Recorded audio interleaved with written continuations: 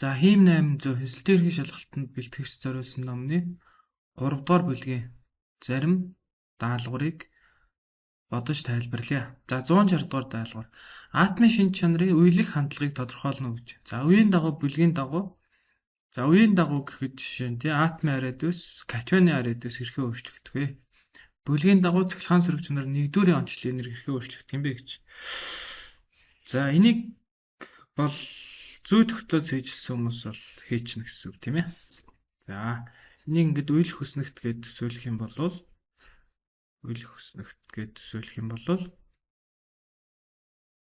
за урагшлагаар радиус өсдөг. За хойшлохоор радиус буурдаг тийм. За харин доошлохоор радиус өснө. За шалтгааныг нь тайлбарлая. За жишээлбэл натрий тэгээд цахиур хлорыг аваад үзэх юм бол натрий нэмэх 11 гээд 1 2 3 давхрат. За цахиур болохоор нэмэх 14 гээд 1 2 3 давхраатай гадаад давхраан дээрээ цахиур чинь 4 электронт. За хлор болохоор хлорыг энд зурчээ.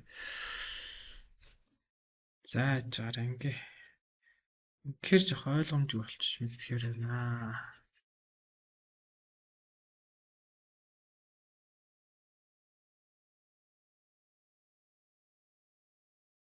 За натрий, цахиур, хлор. За нэмэх 11 1 2 3. За ингээд валентын давхраан дээр 1 электронт. Цахиур болохоор нэмэх 14 1 2 3. Валентын давхраан дээр за 4 электронт. Хлор болохоор нэмэх 17 1 2 3. За ингээд үеийн дагуу бол мэдээж электрон давхрааны тоо буюу энергийн түвшин адилхан байгаа л да. Гэхдээ яагаад одоо энэ үеийн дагуу ингээд хойшлохоор радиус нь буурна. За яагаад радиус буурж байгаа юм бэ гэж тий. Тэгэхээр үеийн дагуу хойшлохоор нэгт бол цөмийн зэник ихсэн.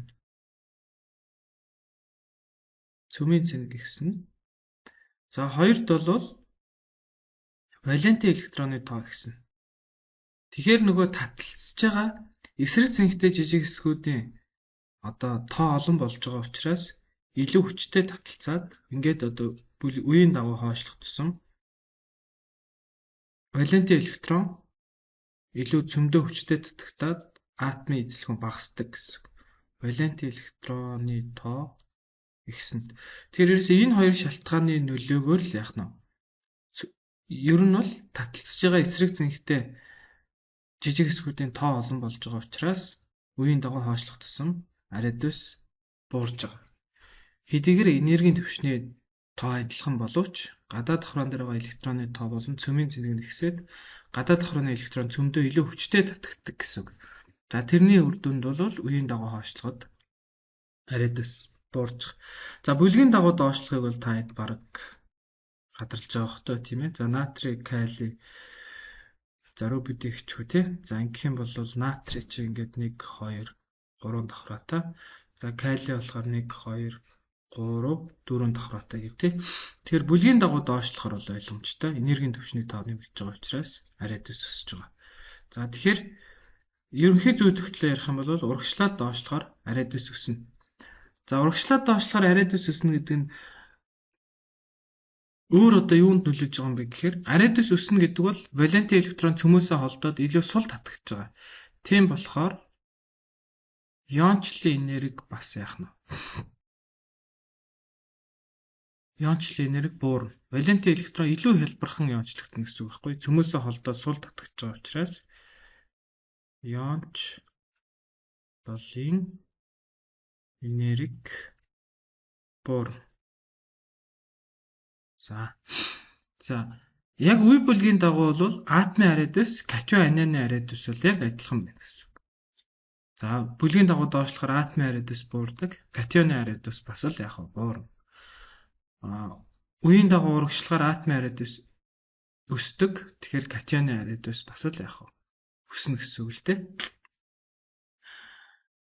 За ингээд үе бүлгийн дагуух ариадусын зүй тогтолоо мэддэг байвал иончлалын энергийн зүй тогтолыг бас тайлбарлах боломжтой гэсэн.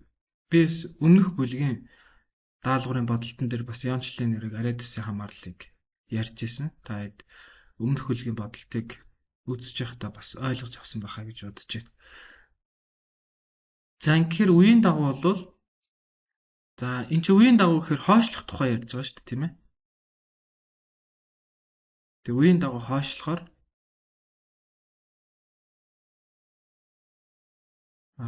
атомын ариадус бол буурна. За дагаад катионы ариадус бас буурна. За цахилгаан сөрөг чанар. За цахилгаан сөрөг чанар гэдэг ойлголт гарч ирж байна, тийм ээ. Цахилгаан сөрөг чанар гэдэг бол дундын хос электроныг өөртөө татах чадвар гэж 11-р ангид сурах чигтэр тайлбарласан байгаа, тийм ээ. Ер нь бол ингэ ойлгочих болно. Цахилгаан сөрөг чанар нь ариадустай уран хамааралтай гэд ойлгочих болно. Уран хамааралтай. Тэгэхээр ариадус их байх тусам валенти электрон цөмөөсөө холдоод илүү сул татагдана. Тийм болохоор ариадус ихсэлэх юм бол цахилгаан сөрөг чанар нь буураад байна л гэж ойлгох хэрэгтэй. За бүлгийн дагуу ариадус буурж байгаа учраас ариадус ихсэж байгаа учраас цахилгаан сөрөг чанар буурна. За мөн ариадус өсөж байгаа учраас иончлалын энерги бас буурна гэдэг. Ингээд зөв хариу нь бол А гэж бөглөж болохоор байна.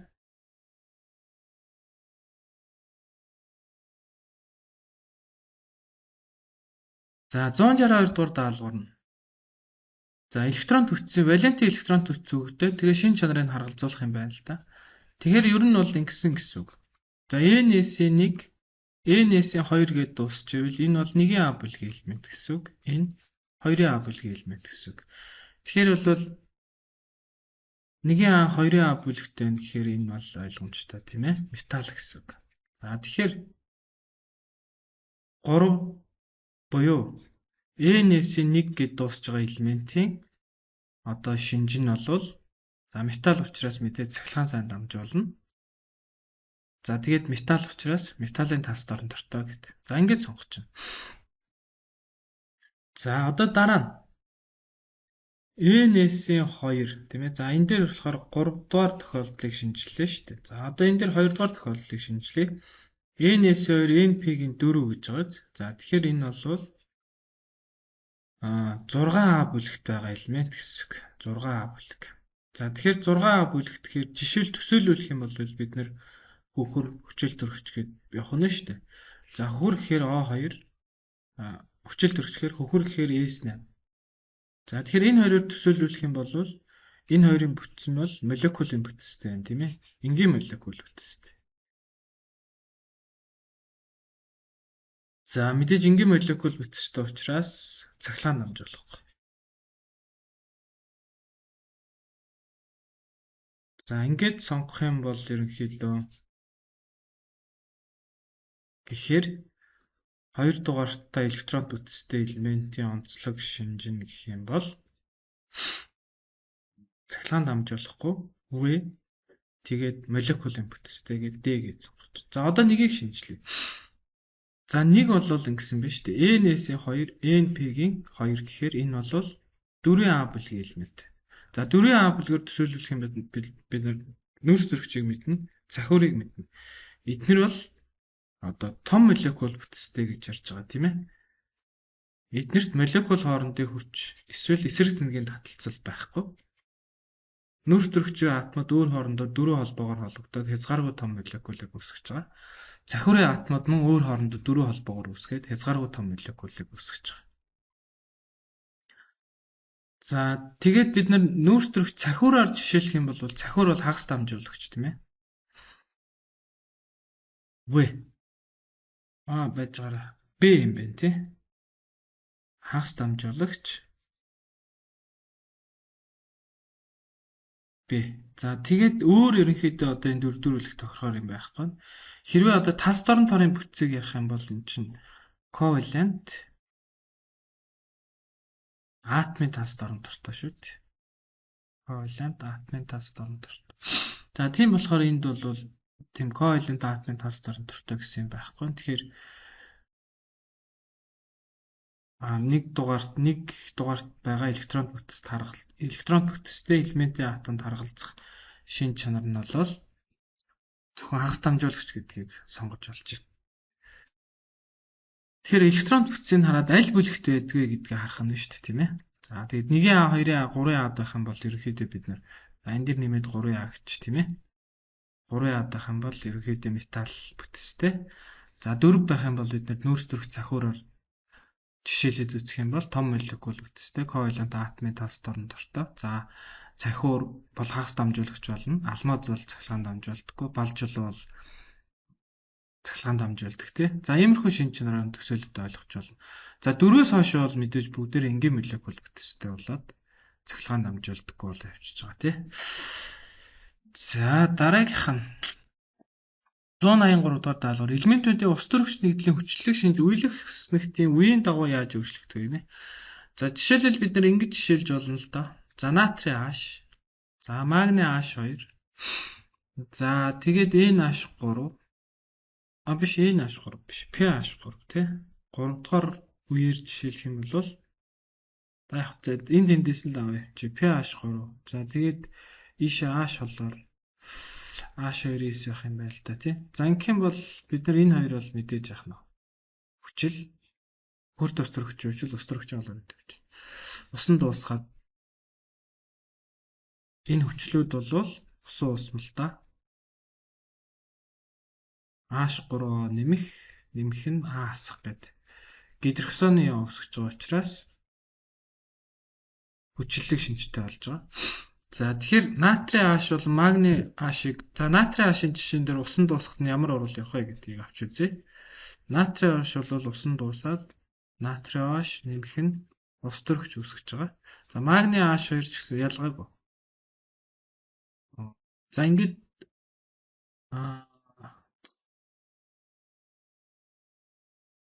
энэ чинь шууд тэнцсэн байсан юм байна тий. Энд таахгүй юм. За тэгэхээр энд натрий H үүсэж байгаас тэгэхээр энэ бол суйрлаг шинжтэй гэсэн. Суйрлаг. Тэгэхээр үеийн эхний одоо ус төрөгчд нэгдлүүд нь үеийн эхний элементийн үүсгэсэн ус төрөгч нэгдлүүд нь суйрлаг байжгаад за хойшлох тусам хүчлэг шинж нь илүү ихсэж гэнэ гэсэн. За бүр тодруулах юм бол H2-ээс бол сул хүчил. За тэгээд H холоор бол хүчтэй хүчил. За ингэхээр ерөнхийдөө хүчтэй суйраас эхлээд хоошоо хүчтэй хүчил болж дуусчихна гэсэн ус төрөгч нэгдлүүд нь. Тэгэхээр үйл хөснөлтийн үеийн дагуу хүчлэг шинж нэгснэ гэж зарлж байна.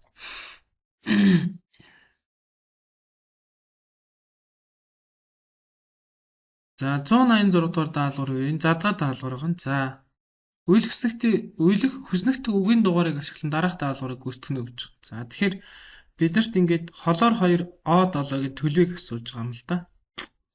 За энэ дээр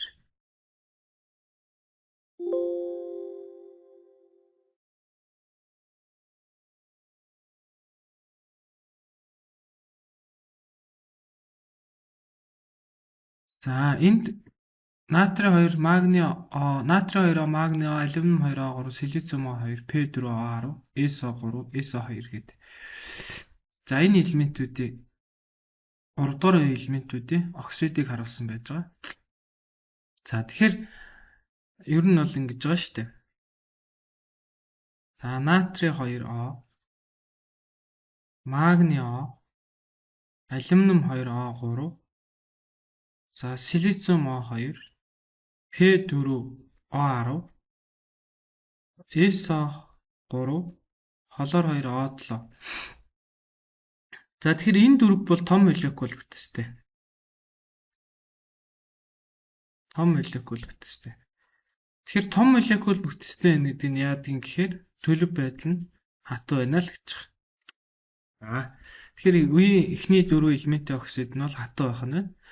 За натрий 2O, магний O, алюмиум 2O3 бол мэдээж ионы талс дорн дуртай байна.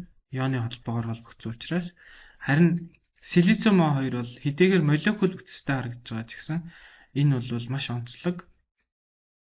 Яг өөр хоорондоо холбогдохдоо силициум O-гийн хоорондох давхар холбоо тасраад тэгээд ковалент атомын талс дорн торыг үүсгдэг. Атомын талс дорн торыг үүсгэн. За энэ жишээлээд авах юм бол ингээд явдаг гэсэн үг л дээ. Ингээд цаашаа ингээд. Нэг цахиур дөрвөн дан холбоо, нэг хүчилтөрөгч хоёр холбоо үүсгээд ингээд хязгааргүй том бүтцийг үүсгдэг учраас ковалент атомын талс дорн тортой гэж байгаа. За дараа нь P4O10 байна. За эдгээр бол бүгдээ энгийн молекул бүтцтэй. Энгийн молекул бүтцтэй. За тэгээд энгийн молекул бүтцтэй дандаа туйлгүй молекулууд байгаа. Тэгэхээр молекул хоорондын хүч нь бол дисперс байж байгаа. За гэхдээ P4O10 бол том молекул. Том молекул бүтцтэй биш, зүгээр хэмжээнд том. Тийм болохоор P4O10 бол хатуу гэсэн үг. Хатуу. Харин SO3-ыг бид нар мэдж байгаа. Хөхрийн ангидрид тий. Хөхрийн оксид хий. За тэгээд холоор 2 оод болоо. За энэ хоёр бол нөгөө молекулын хэмжээ жижиг учраас төлөв байдал нь хий байгаа. За ингээд бид нар А дээр нь сонгохоор холоор 2 оодлогийн төлөв болвол хий маа гэд 8-ыг сонгоно гэсэн үг. За натрий 2 О-гийн бүтц нь болохоор ионы холбоотой учраас мэдээж ионы бүтц байгаа л гэдэг ионы талс дорн дортой гэд 3-ыг сонгоно. За C нь болохоор P4O10 молекулын талс дорн дортой. Тэ энгийн молекул бүтцтэй молекулын талс дорн дортой гэхээр 6-ыг сонгох юм байна. За D дээр болохоор силициум O2-ийн оксидын ангиллал. Тэгэхээр силициум O2 бол одоо суурьтай оруулалт ороод тэгээд натрий 2 силициум O3 нэмэх нь ус гэд суурьтай оруулалт ороод давс ус үүсгэж байгаа учраас энэ бол яах нь хүчлийн оксид болно гэсэн үг. Хүчлийн оксидын өр үүсгдэг. За ингээд D дээр болохоор оксидын ангил гэдэг дээр нь хүчлийн ингээд 2 гэд. За ингээд сонгочихно гэсэн үг. За дараагийн даалгавар нь эсэлтгүй юм 5-та байх элемент дагуулсан оксид гэхээр мэдээж P4O10 тийм ээ. O-гийн эсэлтгүй юм нь сөрөг 2. Өөрөөр хэлбэл P болон O-гийн хооронд холбоо тасрахад хүчил төрөгч тус бүр 2 электрон авна л гэсэн үг байхгүй юу? Хүчил төрөгч тус бүр 2 электрон авч сална. За эсэлтгүй юм гэдэг бол ковалент холбоотой нэгдлүүдийн ковалент холбоо, туйлтай ковалент холбоо тасрахад дундын хос электрон аль атомдаа шилжих юм бэ гэдгийг тооцоолж одоо тэмдэглэж байгаа цэнгийг л эсэлтгүй юм гэж байгаа шүү дээ. Жишээлбэл усны молекулд холбоо тасарна гэх юм бол дундын хос нь цахилгаан сорогчны эрэхтэй O-гийн атом руу шилжинэ. Ингэхээр O нийтдээ яах нь 2 электрон авч тасарна гэж төсөөлж байгаа байхгүй юу? Усны молекулд химийн холбоо тасрахад хүчил төрөгч 2 электрон авах юм байна. Ус төрөгч тус бүрээс 2 электрон авна. Ус төрөгч тус бүр 1-1-ийг алдах юм байна. Ингээд тэмдэглэж байгаа цэнгийг л эсэлтгүй юм гэж нэрлэж байгаа шүү дээ. За тэгэхээр pH-гийн хооронд холбоо тасраад мэдээж хүчил төрөгч нь цахилгаан сорогч нар ихтэй учраас электрон авна. Гэхдээ хүчил төрөгч гадаад тохрондоо 6-тай учраас 8 болохын тулд 2-ыг авна. Тэгэхээр хүчил төрөгч тус бүр 2-ыг авна гэхээр нийтдээ яах нь 20 электрон авна гэсэн үг байхгүй юу? Тэгэхээр фосфор 20 электрон өгнө гэсэн үг шүү дээ. Аливаа зүйл оргоо хоосноос үүсэхгүй бас устгаж алах болохгүй тийм нэг төлөвөөс нөгөө төлөв рүү шилжинэ. Тэгэхээр фосфороос электрон хүчил төрөгч рүү шилжинэ гэсэн үг байхгүй. Тэгэхээр 10 хүчил төрөгч нийлээд 20 электрон авч байгаа бол 4 фосфор нийлээд 20 электрон өгөх ёстой. Тэгэхээр фосфор тус бүр 5-ыг өгнө гэсэн үг. За ингээд E нь бол 5 гэсэн үг л дээ. За дараа нь хамгийн бага температур тайлдаг. За ингээд үеийн дагуу хойшлоор та энийг бас харж байгаа х тийм ээ. Яг ер нь бол энд за натригаас магнир өсөөд за тэгээд хөнгөн цагааны оксид руу бага зэрэг буураад тэгээд дахиад цахиурын оксид руу бага зэрэг буураад За тэгээд ер нь тэрнээс хойш ингээд буурж байгаа ийм зүй тогтолтон биш үү? Тэгэхээр мэдээж энэ S2-ыг буруучсан. Энэ холоор 2 аваадлаа шүү. За ингээд ерөнхийдөө ийм магнит дээр л ганцхан өсөж байгаа ч. Тэгээд тэрнээс хойш буурах зүй тогтолтой байгаа учраас энд бол хамгийн бага температурт хайлдаг оксид нь бол F нь буюу 7 гэсэн үг. За молекулын хэлээр нь хавтгаан гурвалжин. Тэгэхээр хавтгаан гурвалжин гэхээр мэдээж эндээс бол юу байх нь? SO3 гэсэн үг. SO3 бол 3 атомтой холбогдсон. Тэгээд төвийн атом дээр нь чөлөө төс электрон байхгүй учраас молекулын хэлбэр нь хавтгаан гурвалжин байна. За одоо химийн холбоон дээр бас энэ молекулын хэлбэр яригдах юм. Хавтгаан гурвалжин. За ингээд H нь бол G нь бол хавтгаан гурвалжин хэлбэртэй гэхээр 6. За H нь устдаа уралд ордоггүй металлыг коррозд орохоос хамгаалдаг гэхээр мэдээж хөнгөн цагааны оксид тийм ээ. Бид нар өдөр тутмын амьдралдаа хөнгөн цагаан эдлийг маш их хэрэглэдэг. Тэгэхээр нэ хөнгөн цагаан эдэл бол зэвэрдэггүй. Гэхдээ яг металл цэвэр хөнгөн цагаан бол устдаа уралд орно. Тэгэхээр нэ бидний өдөр тутмын амьдралд хэрэглэдэг хөнгөн цагаанууд бол устдаа уралд орохгүй байгаа. Тэгэхээр ингээд энийг хөнгөн цагаан гэж төсөөлөх юм бол энэ хөнгөн цагаанаараа байна. Харин энэ гадаргуу хэсэг нь болчихно. Хөнгөн цагааны оксид үүсгэж байгаа байхгүй. Тэгэхээр одоо ямар нэгэн хуурилд ордоггүй гэсэн үг тийм. Устдаа уралд ордоггүй, зэвэрдэггүй. За ингээд энэ даалгавар болж байгаа юм байна. Дараагийн даалгавар нь 188 дугаар даалгавар. Үйл хөснөгдөх үгийн дугаарыг ашиглан дараах даалгаврыг гүйцэтгэнэ. За одоо болохоор үеийн дагуу хлоридын шинж чанар орж ирж байгаа шиг байна. За энэ дээр болохоор ингэх юм байна. За натрий хлорид, тэгээд магний хлорид, тэгээд алюмиум 2, хлор 6. За тэгээд силициум хлор 4, P хлор 5. За тэгэхээр энэ гурав бол ерөнхийдөө ионы талд орон тортой. Тэгээд том молекул бүтцтэй байна. Тэгэхээр төлөв байдал нь бол хатуу байна гэсэн үг. За цахиурын оксидын хувьд бол нэг юм асуудал байгаа. С хлор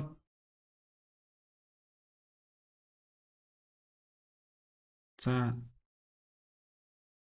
цахиур силициум хлор 4, P хлор 5 бол мэдээж энгийн молекул бүтцтэй.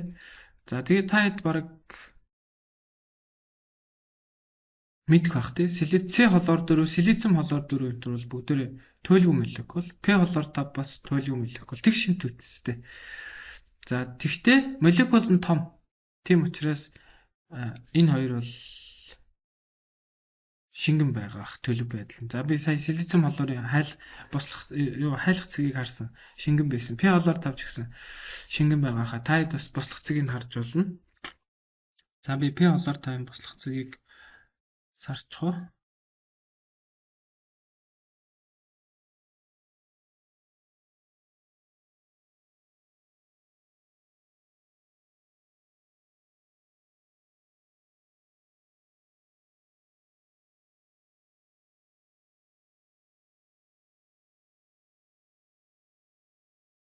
За P хлор 5 бол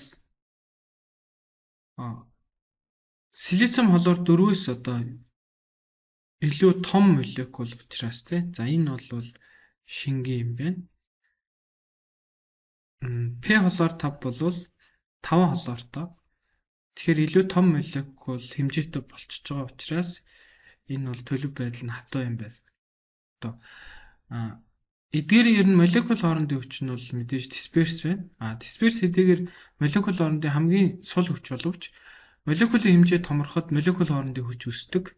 Тийм болохоор силициум хлор 4, P хлор 5-ыг харьцуулах юм бол P хлор 5 дахь дисперсийн хүч нь илүү хүчтэй болоод P хлор 5 нь хатуу болж байгаа юм байна. За ингээд одоо сонгохоор Ад нь бол магний хлор 2-ын бодисын төлөв гэхээр ионы холбоо агуулсан учраас мэдээж хатуу. За Б'д нь бол силициум хлор 4-ийн төлөв юм байна. За тэгэхээр би шингэн байна гэж хэлсэн тийм ээ. Энгийн молекул үтстэй. Молекул хоорондын хүч нь дисперс. За тэгээд харьцангуйгаар одоо жишээлбэл байна шүү дээ тий. O2 ч юм уу, эсвэл N2 ч юм уу тий, эсвэл CH4 ч юм уу. Эдгээр нийтлүүтэй харьцуулахад харьцангуйгаар одоо молекулын хэмжээ том байхгүй та. Тийм болохоор шингэн болчихж байгаа. Ер нь ихэнх хий төлөвтэй бодисуудын хувьд бол молекулын хоорондын хүчин дисперс байдаг. Тэгвэл дисперс байлаа гэд бүгд хий байна гэсэн ойлголт байхгүй байна шүү дээ. Молекулын хэмжээнээс хамаарат молекулын хэмжээ нь томрох тусам молекулын хоорондын хүчин ихсээд шингэн хатуугүй явждаг байна шүү дээ. За илүү дисперс хүчээр холбогдсон илүү жижиг хэмжээтэй молекулууд бол молекулоос тогтсон бодисууд бол хий төлөвтэй байдаг гэж ойлгож байна. За би энэ силициум холоор 4-ийн төлөв гэхээр за шингэн гэсэн. С нь болохоор натрийн холоорын бүтэц байгуул гэхээр мэдээж ионы тас дорн дортой 3. Хайлмал байдалтай цахилгаан дамжуулдаг хэсэг гэж юм тийм үү? Тэгэхээр магний холоорид бол ионы холбоотой учраас хайлмал байдалтай цахилгаан дамжуулна. Тэгэхээр тийм гэж хариулна. Алюмиум 2 холоор 6 ч гэсэн бас ионы холбоотой учраас мэдээж хайлмал байдалтай цахилгаан дамжуулна. Тэгэхээр бас тийм гэж хариулна. За G нь болохоор силициум холоор 4 нэгдлийн усан ус мөллийн pH юм байна л да. Нэгдлийн усан ус мөллийн pH. За энд H холоор үүсэх байхгүй юу? Тийм учраас одоо 4 буюу pH 1-3 байна гэж хариулна. Силициум холоор 4 болвол оруулаа явагдаад эндээс H холоор нэмэх нь за силициум O2 үүснээр бичих байхаа. За ингээд тэнцэж байгаа юм байна тий. Тэгэхээр H холоор буюу хүчтэй хүчил үүсэж байгаа учраас уус намлын pH нь 1-3 хооронд байна гэж ингэж хариулах нэ. За ингээд энэ бүлэгсэдийн даалгавруудаас өөр одоо ойлгомжгүй даалгавар эсвэл өөр даалгаврын тайлбар хэрэгтэй бол комент хэсэгт даалгаврынхаа дугаарыг бичээрэй.